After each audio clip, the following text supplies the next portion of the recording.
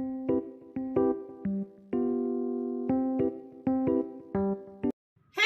Everyone, welcome back to my channel. कैसे हैं आप लोग? आई होप अच्छे ही होंगे।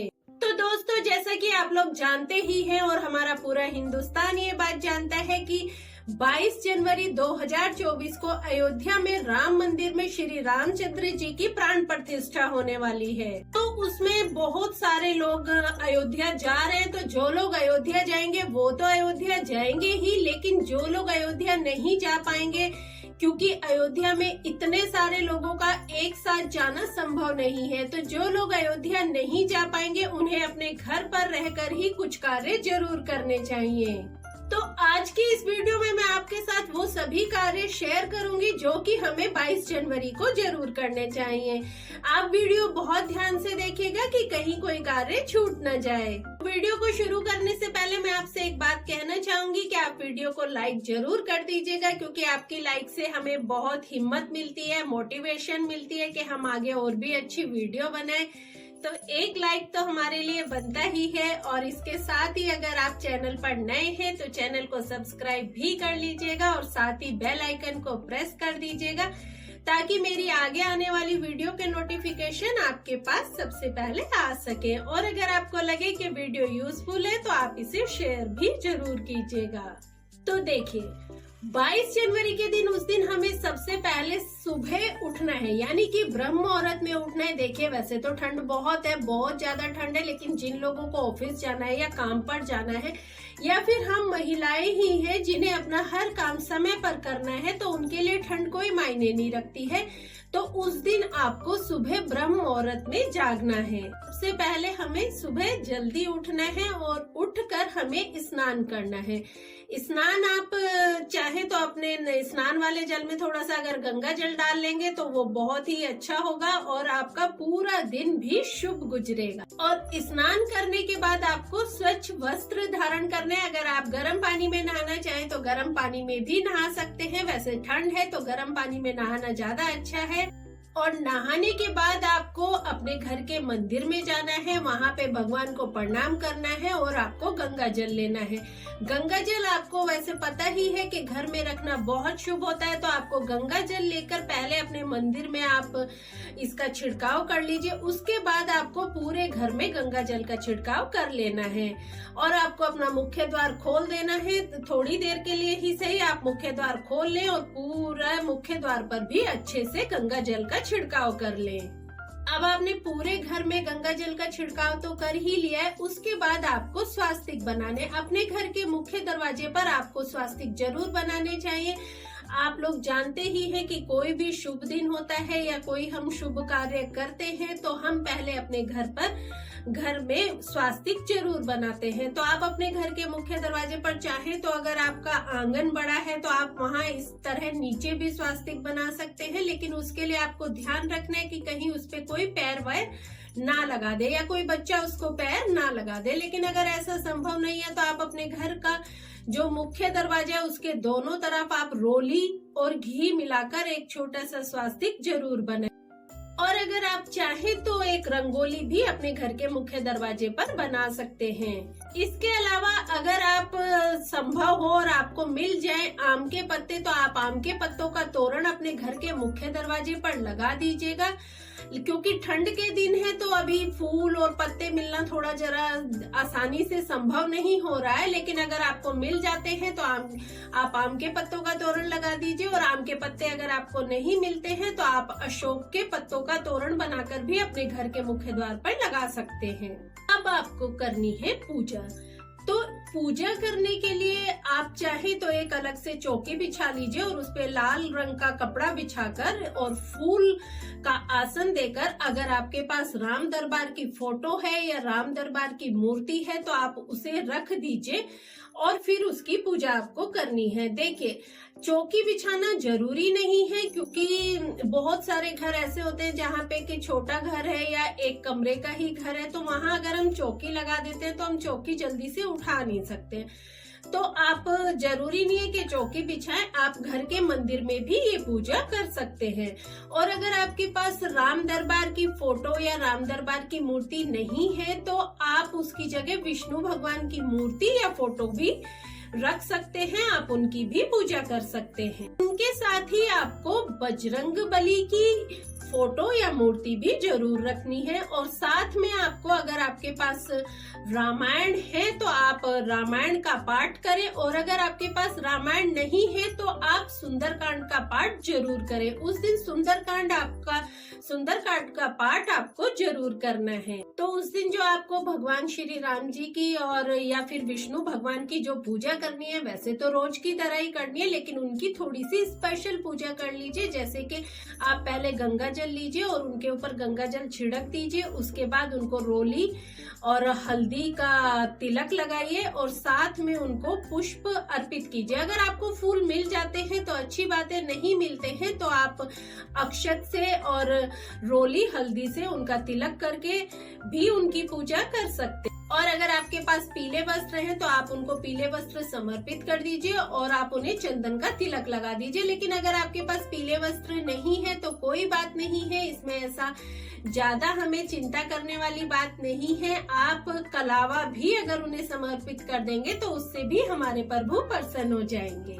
उसके बाद आपको जो अगला कार्य करना है वो है दीपक जलाने का। तो दीपक देखिए, वैसे तो उस दिन शाम के समय हम लोग दिवाली मनाएंगे ही और हम जितने दीपक चाहे उतने जला सकते हैं। आप 11 जला सकते हैं, 21, 31, 51 जितने आप चाहें उतने दीपक उस दिन रात को जला सकते हैं। लेकिन पूजा के समय भी आपको कम से कम 5 दीपक जरूर जला लेने चाहिए अगर आपकी इच्छा है तो। उन 5 दीपक को आपको क्या करना है, आप अपने घर के मुख्य द्वार के दोनों तरफ एक एक दीपक जला दीजिए। जरूर आपको ये जला देने चाहिए। वैसे आपकी इच्छा है तो इन्हें आप तिल के तेल का जलाएं तो बहुत अच्छा। लेकिन अगर ऐसा है कि तिल का तेल अगर उस समय आपके पास नहीं है तो आप सरसों के तेल का भी जला सकते हैं। और दीपक जलाने से पहले आप जब जहां भी दीपक जलाएं तो अगर आपके पास फूल हैं तो आप थोड़े से फूल तोड़ लीजिए और फूल का आसन नीचे दे दीजिए और उसके ऊपर आप दीपक जलाइए।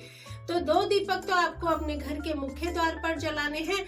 आप उन्हें सुबह भी जला दीजिए और शाम को उनमें फिर से तेल डाल के उन्हीं दीपक को आप दोबारा जला सकते हैं। और एक दीपक आप तुलसी जी के पास जरूर जलाइएगा। तुलसी जी के पास घी का दीपक ही जलाया जाता है तो वहाँ आप तेल का दीपक ना जलाएं। इसके बाद एक दीपक आप अपने रसोई घर में भी जरूर जला दीजिएगा। और उसके बाद जो एक दीपक बचता है, यानी 4 दीपक तो आपने जला ही दिए हैं, उसके बाद एक दीपक है, उसे अगर आप लोगों की इच्छा है, वैसे तो देखिए हम जला भी सकते हैं। एक अखंड ज्योत हम जला सकते हैं 24 घंटे के लिए अपने भगवान के सामने, भगवान विष्णु के सामने या फिर भगवान श्री रामचंद्र जी के सामने आप 24 घंटे के लिए एक अखंड ज्योत जला सकते हैं तो अच्छी बात है। लेकिन अगर आप ऐसा नहीं कर सकते, क्योंकि हो सकता है भाई पूरा दिन घर में नहीं रह सकते हैं, हमें बाहर भी जाना होता है, तो आप सुबह एक दीपक जला दीजिए और फिर शाम को एक दीपक जला दीजिए। सुबह शाम दोनों टाइम आप एक दीपक जला के भी उनकी पूजा कर सकते हैं। लेकिन अगर आप अखंड ज्योत जला रहे हैं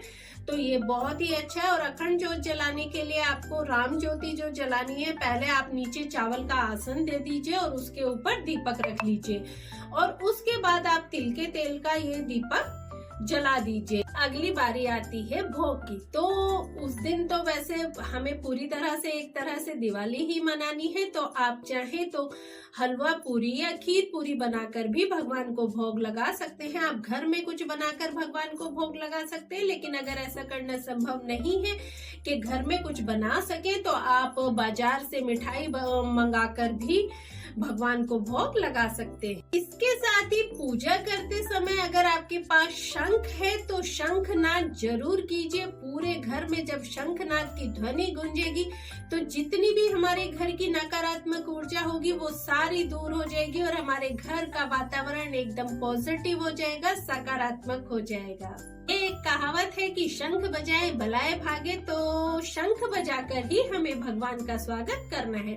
इसके साथ ही आपको घंटी भी बजानी है। आपको घंटी पूरे जोर से अपने घर में इतनी आवाज करके घंटी बजाइएगा कि उसकी आवाज पूरे घर में गूंजे, और आप चाहें तो घंटी बजाकर अपने पूरे घर में घूम भी सकते हैं, क्योंकि जहाँ तक घंटी की आवाज जाती है वहां तक भी हमारे घर का वातावरण एकदम सकारात्मक हो जाता है। और साथ में आप धूप भी जलाइए और उसको पूरे घर में घुमाइए, पूरे घर का वातावरण आप सुगंधित कर दीजिए। अगर आप ऐसे करेंगे तो हमारे भगवान हमारे घर जरूर आएंगे।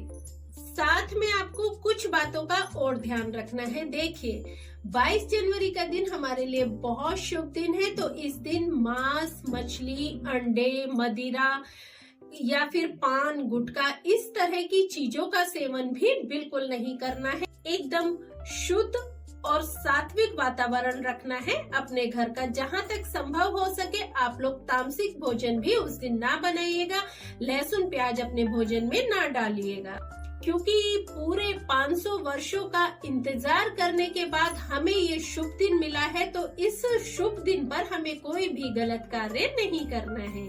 और इसके साथ ही इस बात का ध्यान रखें कि आप जो भी भोग भगवान को लगाने जा रहे हैं उसमें अगर संभव हो तो तुलसी दल जरूर डाल दीजिएगा। और आपको उस दिन प्रभु श्री रामचंद्र जी की आरती जरूर करनी है। आरती जो है वो अगर आपके पास उसकी कोई किताब नहीं है तो आपको नेट पर भी ऑनलाइन आरती मिल जाएगी, तो सुबह शाम दोनों टाइम आप आरती जरूर की। तो ये थे वो कुछ कार्य जो कि आपको 22 जनवरी के दिन जरूर करने हैं। तो अब हम बात कर लेते हैं अंत में।